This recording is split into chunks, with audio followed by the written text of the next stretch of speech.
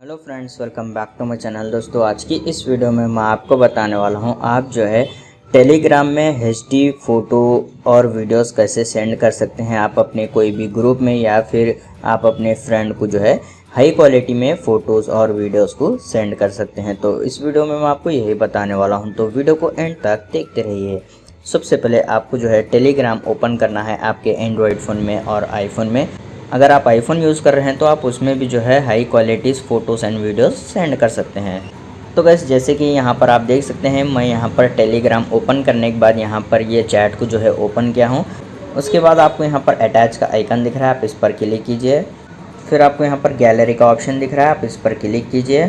उसके बाद यहाँ पर आप देख सकते हैं, मैं यहाँ पर इस इमेज को जो है सेलेक्ट कर लेता हूँ। फिर यहाँ पर आप जो है सेंड एज फाइल के ऊपर क्लिक कीजिए। तो यहाँ पर आप देख सकते हैं ये हाई क्वालिटी में इमेज जो है सेंड हो गई है। तो इस तरीके से आप जो है ईज़िली इमेज को जो है हाई क्वालिटी में और वीडियोस को हाई क्वालिटीज़ में जो है सेंड कर सकते हैं टेलीग्राम में।